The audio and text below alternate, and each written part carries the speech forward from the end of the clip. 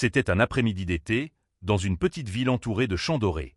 Le soleil baignait les ruelles d'une lumière douce, et dans ce décor tranquille, Héloïse courait pour ne pas rater son bus. Elle tenait dans ses bras un vieux livre de poésie, celui qu'elle lisait chaque jour pour se rappeler que l'amour existait encore. Quand elle trébucha sur le trottoir, les pages s'envolèrent comme des papillons blancs. Un jeune homme, Adrien, sortant d'une boulangerie, se précipita pour l'aider. Leurs mains se frôlèrent, et à cet instant, quelque chose d'inexplicable naquit. Ce n'était pas seulement un regard échangé, mais une promesse silencieuse.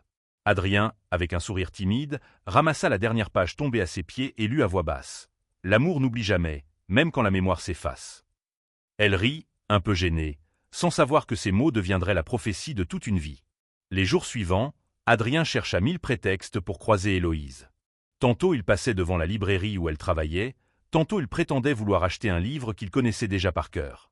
Peu à peu, leurs conversations prirent la couleur des rêves. Ils parlaient d'avenir, de musique, de voyage et de ce sentiment rare qu'ils avaient peur de nommer trop tôt. Leurs amis les observaient, amusés, en murmurant que ces deux-là étaient faits l'un pour l'autre. Mais ce qu'ils ne savaient pas, c'est qu'Adrien portait en lui une peur secrète. Son père, autrefois un homme fort et souriant, avait été emporté par la maladie de l'oubli. Pourtant, auprès d'Héloïse, cette peur semblait s'effacer. Chaque rire d'elle chassait ses souvenirs douloureux, chaque regard lui promettait un avenir qu'il voulait croire éternel. Une nuit, sous le ciel étoilé, ils se jurèrent de ne jamais se quitter. Héloïse dit doucement, « Même si un jour tu m'oublies, je te rappellerai qui nous sommes. » Adrien rit, pensant que c'était une jolie phrase de roman. Il ne savait pas que la vie, un jour, mettrait ces mots à l'épreuve. Les années passèrent comme des saisons légères, remplies de rires, de découvertes et de petits miracles. Adrien et Héloïse s'étaient mariés par un matin d'automne, dans une petite église aux vitraux dorés. La pluie tombait doucement sur les toits, mais à l'intérieur, tout brillait de chaleur et de promesses.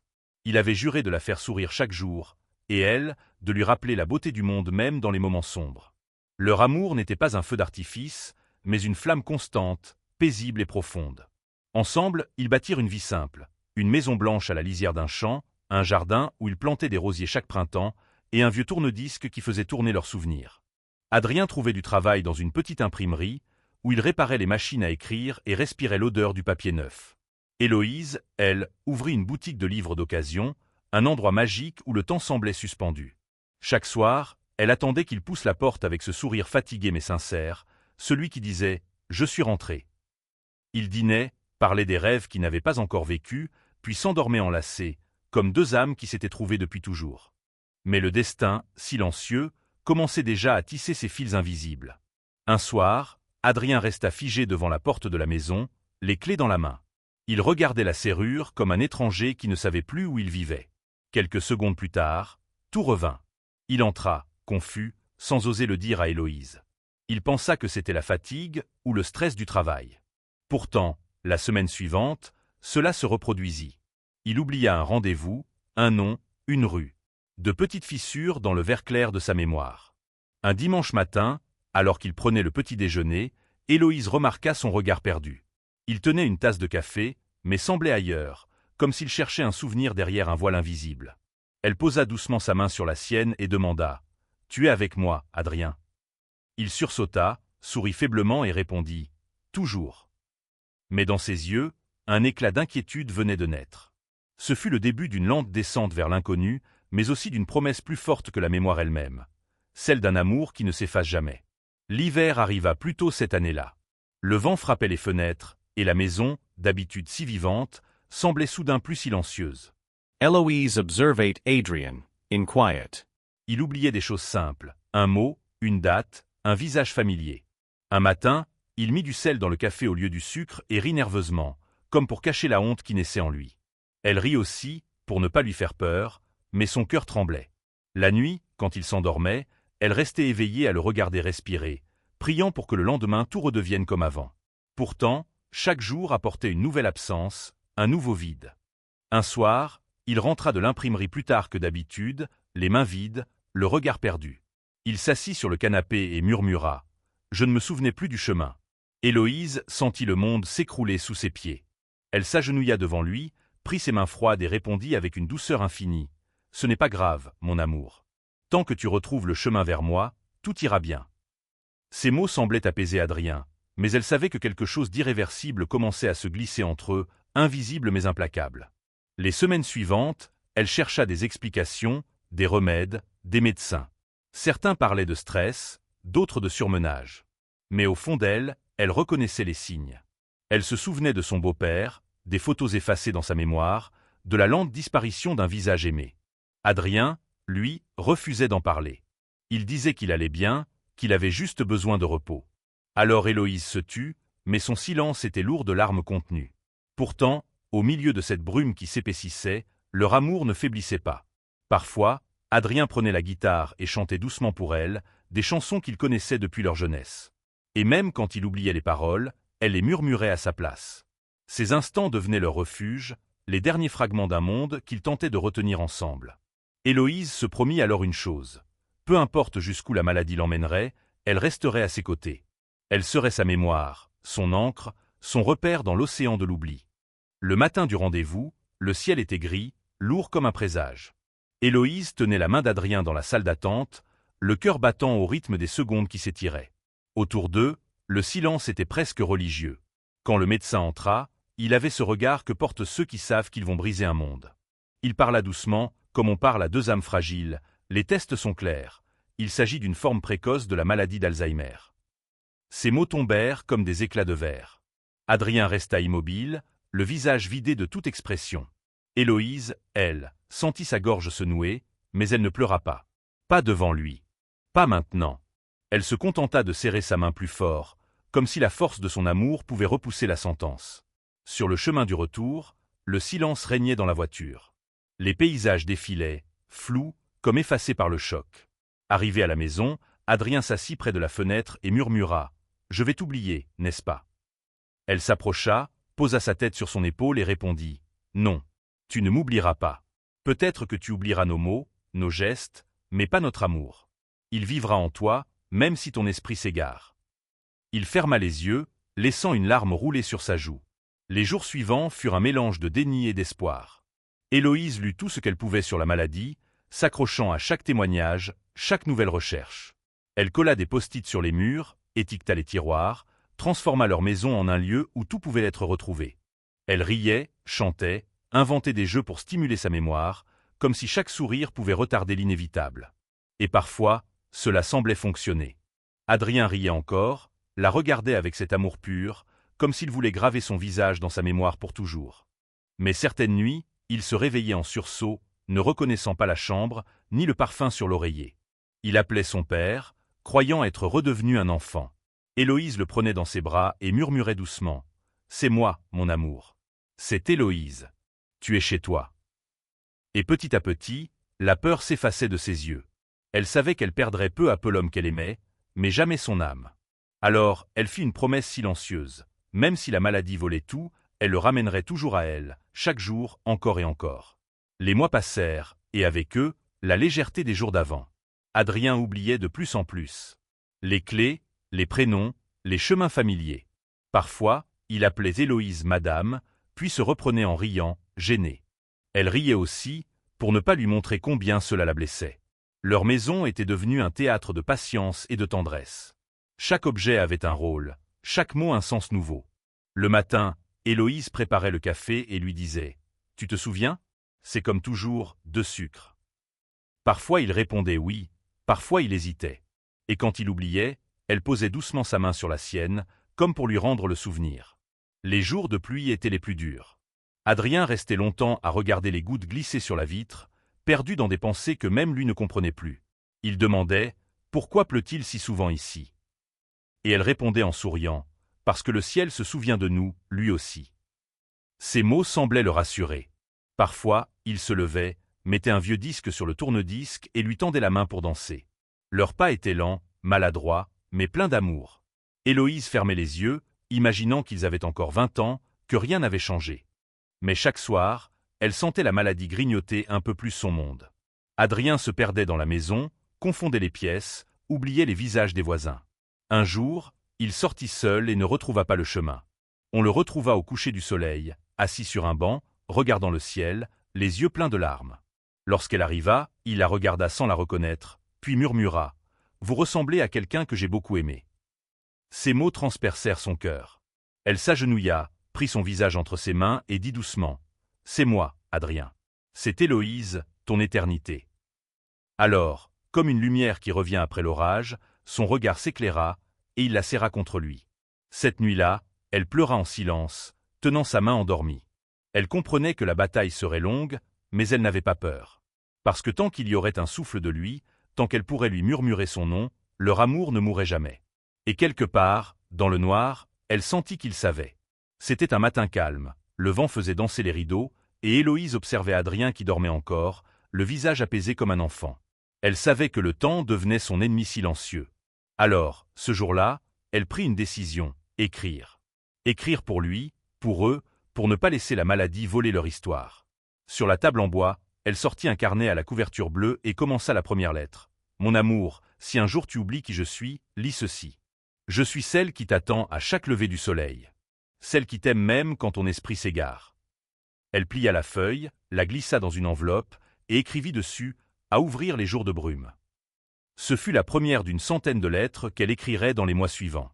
Chaque lettre contenait un souvenir. Leur premier baiser sous la pluie, leur mariage, leur voyage, les fous rires partagés devant un repas brûlé. Parfois, elle y ajoutait des photos, un ticket de cinéma, une fleur séchée. Tout ce qui pouvait lui rappeler qu'ils avaient vécu 1000 vies ensemble. Adrien, de son côté, ne comprenait pas toujours pourquoi elle écrivait autant, mais il aimait la voir concentrée, le regard plein d'amour. Un soir, il lui demanda « C'est pour ton livre ?» Elle répondit doucement « Oui, un livre sur nous. » Un matin, il trouva une de ses lettres sur la table. Il l'ouvrit sans savoir qu'elle lui était destinée. En la lisant, ses mains tremblaient. Chaque mot semblait réveiller quelque chose en lui, un écho lointain d'un passé qu'il croyait perdu. Lorsqu'elle entra dans la pièce, il avait les larmes aux yeux. Il la regarda comme s'il la voyait pour la première fois, et dit simplement « C'est toi, Héloïse. » Elle sentit son cœur exploser de joie et de douleur à la fois. Elle le prit dans ses bras, sachant que ces moments devenaient rares, mais précieux. Depuis ce jour, elle déposa une lettre sur la table chaque matin. Certaines restaient fermées, d'autres étaient lues et relues. Parfois, Adrien les cachait dans des endroits inattendus, comme pour rejouer le fil de leur mémoire commune. Ce rituel donna un nouveau souffle à leur amour, une raison de sourire, même dans la tempête. Héloïse comprit alors que tant qu'il y aurait de l'encre sur le papier, il y aurait encore un peu de lui qui se souviendrait d'elle. L'été revint, chaud et lumineux, comme pour leur offrir un peu de répit. Ce soir-là, Héloïse décida de surprendre Adrien. Elle avait préparé un pique-nique dans le jardin, avec une vieille couverture et leur tourne-disque préféré. Le ciel était clair, constellé d'étoiles, et l'air sentait le jasmin. Adrien, un peu confus, la suivit sans poser de questions. Quand elle posa la main sur son épaule et murmura « Regarde là-haut, tu te souviens ? C'est notre ciel. » Il leva les yeux, et quelque chose en lui sembla s'éveiller. Un éclat fragile, mais bien réel. Il dit doucement « On venait ici souvent, non ?» Ses mots tremblaient, mais dans sa voix, Héloïse entendit un souffle d'espoir. Ils s'assirent côte à côte, écoutant la musique qui sortait faiblement du tourne-disque. Une chanson ancienne, celle de leur mariage. Héloïse ferma les yeux, laissant la mélodie les envelopper. Et soudain, Adrien se mit à fredonner. Pas tout, pas parfaitement, mais chaque note semblait graver une victoire contre l'oubli. Elle le regarda, émerveillée, les larmes aux yeux. Il tourna la tête vers elle et dit « Tu as encore les mêmes yeux que ce jour-là. » Ces mots, simples mais chargés d'amour, lui donnèrent la force de 1000 batailles. Ils dansèrent sous les étoiles, comme deux âmes retrouvées. Leurs pas hésitants semblaient défier le temps. Adrien rit, un rire qu'elle n'avait plus entendu depuis des mois, pur et sincère.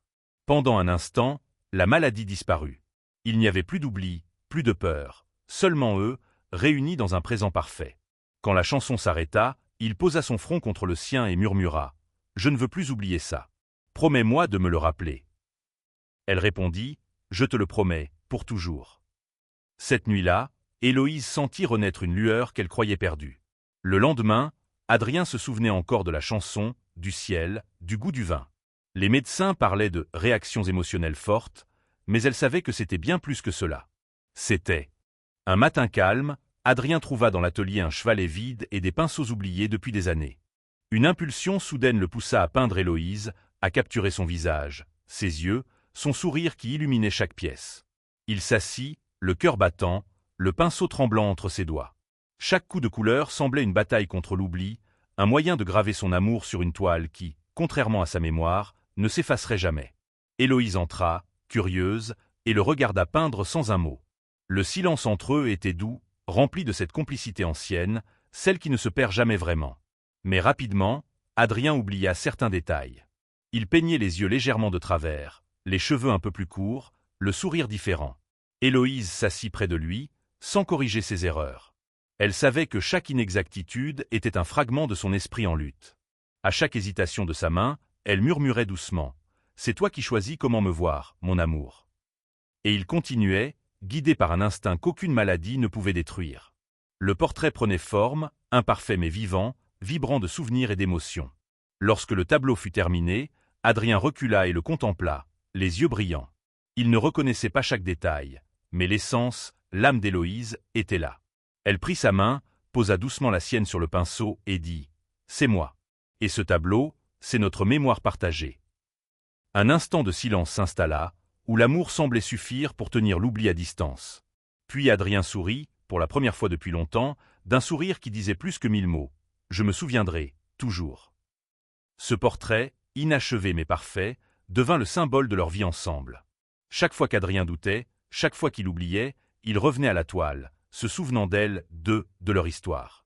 Et Héloïse comprit que même si la maladie volait des souvenirs, elle ne pouvait jamais voler l'amour gravé dans l'âme, celui qui transforme chaque instant en éternité. Avec le printemps revenu, Héloïse décida de créer un sanctuaire vivant pour Adrien, un lieu où chaque fleur, chaque arbre rappellerait un souvenir précieux. Elle transforma leur jardin en un labyrinthe de couleurs et de parfums. Des rosiers plantés le jour de leur mariage, des tulipes de leur première promenade, des marguerites du parc où ils s'étaient embrassés pour la première fois. Chaque plante avait une histoire, chaque senteur une mémoire, et elle guida Adrien à travers ce décor comme on raconte un conte ancien. Au début, il errait, les yeux perdus, effleurant les pétales sans reconnaître leur signification. Mais peu à peu, un sourire apparut sur son visage lorsqu'il toucha la rose rouge. « Celle de notre premier baiser », murmura-t-il, avec une précision qui la surprit. Héloïse hocha la tête, les larmes aux yeux, heureuse de voir que certaines choses ne pouvaient être effacées. Ensemble, ils parcouraient le jardin tous les matins, comme deux explorateurs du passé, retrouvant les traces de leur histoire commune. Parfois, ils s'asseyaient sous le vieux chêne, celui où Adrien avait sculpté leurs initiales il y a des années. Héloïse lui lisait des extraits de leurs lettres, et il écoutait, capturant chaque mot, chaque émotion. Même quand la mémoire flanchait, les sensations, les parfums, les couleurs semblaient réveiller quelque chose de profond en lui. Un jour, il prit sa main et dit avec une force inattendue « Merci de ne jamais me laisser oublier. » Elle serra sa main, sentant la chaleur et la vérité de ses mots. Le jardin devint plus qu'un lieu de mémoire. Il devint leur refuge, leur univers parallèle où la maladie n'avait pas le pouvoir. Et dans les soirs doux où les étoiles se reflétaient dans les fleurs, Héloïse savait qu'Adrien, malgré les absences et les oublis, vivait encore pleinement chaque moment avec elle. Elle souriait, confiante que cet amour, enraciné comme les arbres qu'ils avaient plantés ensemble, résisterait à tout, même au temps. Un matin lumineux, Héloïse reçut des nouvelles inattendues. De vieux amis et quelques membres de la famille qu'ils n'avaient pas vus depuis des années allaient venir les visiter. Elle sentit immédiatement que ces retrouvailles pourraient être cruciales pour Adrien. Lorsque la porte s'ouvrit, des éclats de rire, des odeurs familières et des visages chers envahirent la maison. Adrien, d'abord hésitant, sentit son cœur battre plus vite en reconnaissant des silhouettes de son passé. Il restait silencieux, regardant, mais chaque sourire, chaque accolade semblait réveiller des souvenirs enfouis. Les conversations se succédèrent, mêlant anecdotes anciennes, vieilles blagues et moments partagés. À un moment, son meilleur ami d'enfance lui tendit un album de photos jaunies. Adrien toucha les images, s'arrêta sur son visage jeune, puis sur celui d'Héloïse à ses côtés, et murmura « Je me souviens, nous étions heureux. » Ses yeux brillèrent d'une lueur que ni la maladie ni le temps ne pouvaient ternir. Héloïse, émue, prit sa main et lui murmura « Oui, mon amour. Nous le sommes encore, chaque jour. » Au fil des heures, Adrien retrouva des bribes de mémoire. Une chanson qu'ils avaient chantée ensemble, une anecdote de vacances, la sensation du vent sur leur visage lors d'une promenade ancienne. Les visiteurs devinrent des guides, réveillant en lui des fragments d'histoire, des éclats de vie que la maladie avait essayé de voiler. Pour Héloïse, ce moment était un miracle, la preuve que l'amour et les souvenirs, même brisés, pouvaient renaître avec un souffle inattendu. Lorsque la soirée arriva, Adrien s'assit dans le jardin avec Héloïse, entouré de rires et de souvenirs. Il posa sa tête contre son épaule et murmura « Merci de ne jamais m'abandonner. » Elle sourit, serrant sa main.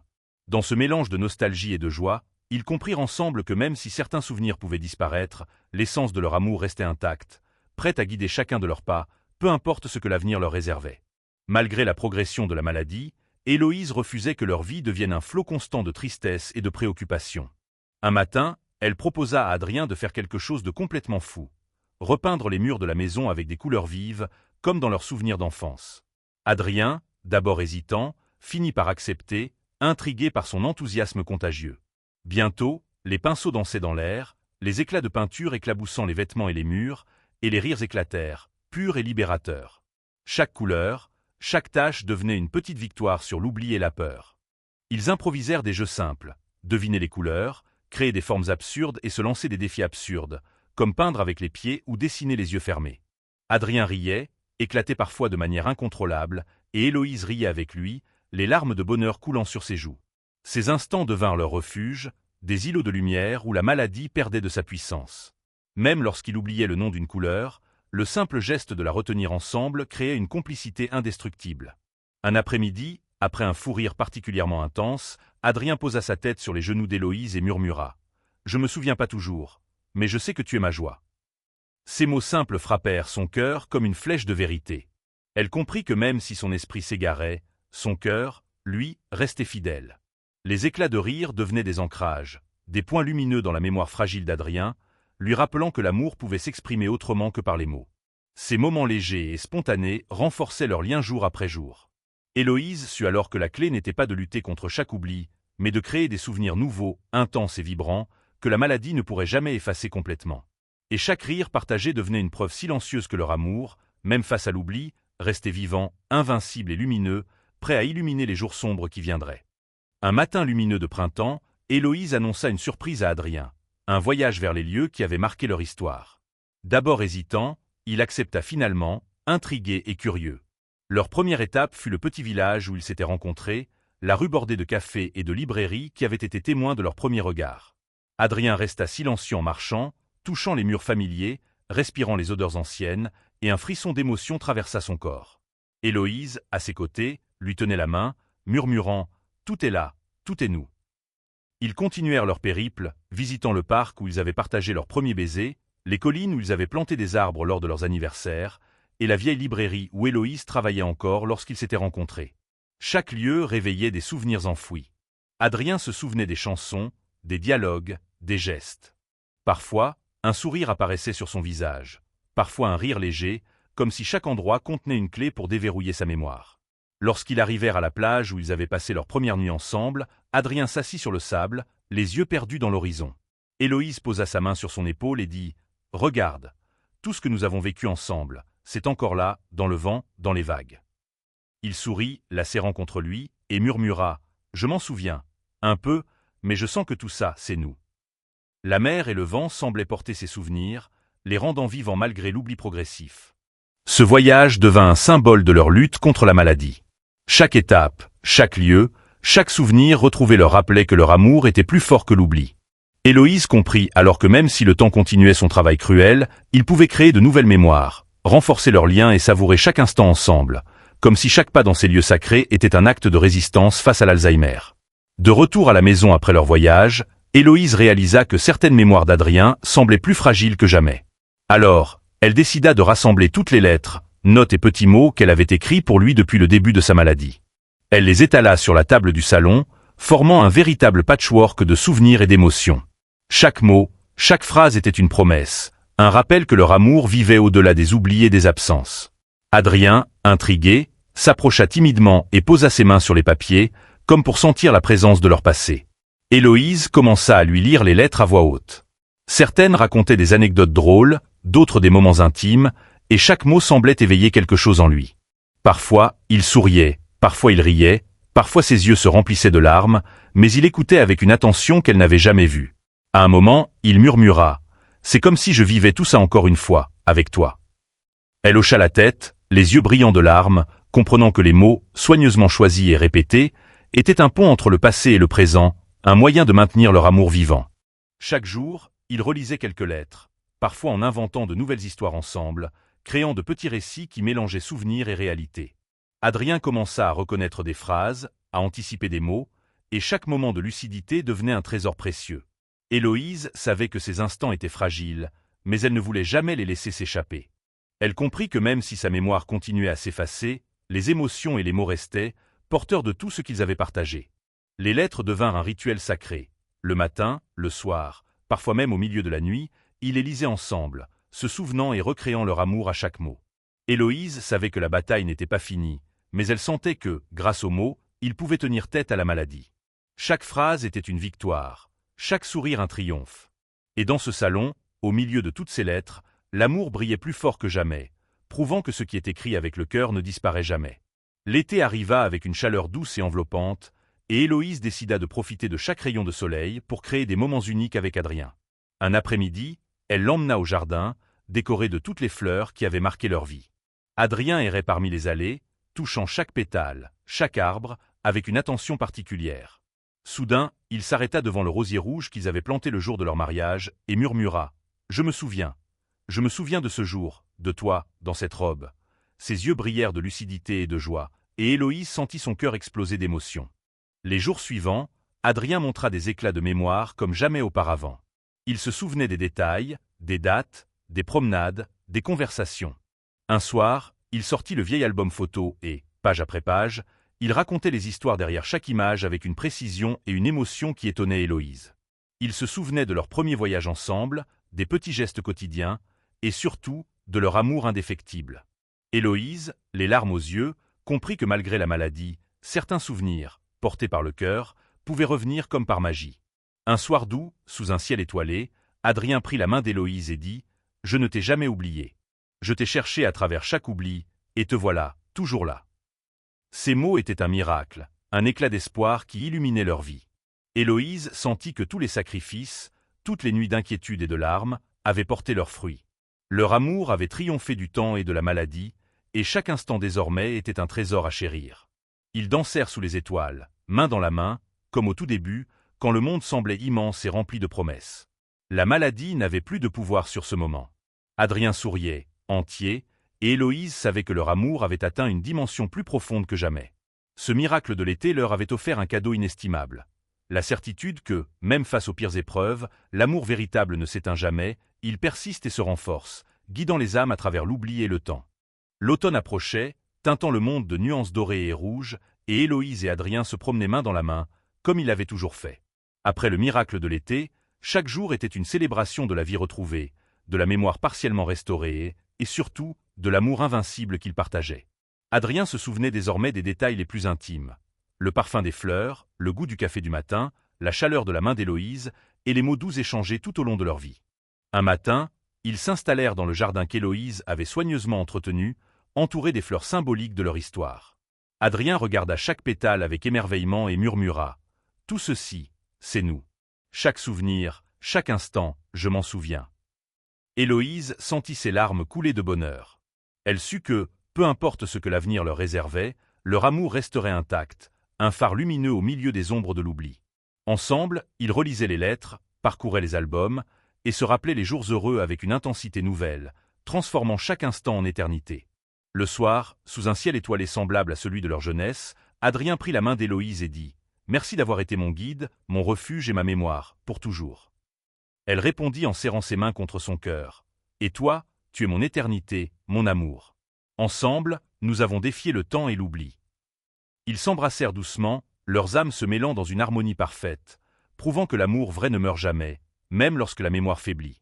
Dans les jours qui suivirent, leur vie continua, remplie de rires, de tendresse et de souvenirs partagés. Chaque instant, chaque regard, chaque geste devint un acte de résistance contre la maladie. Héloïse savait que l'avenir resterait incertain, mais elle avait la certitude que leur amour, enraciné dans la mémoire du cœur et non seulement de l'esprit, survivrait à tout. Et ainsi, entourés de fleurs, de lettres et d'étoiles, ils vécurent pleinement, main dans la main, leur éternité à deux, un amour invincible et lumineux qui défiait le temps, le souvenir et l'oubli.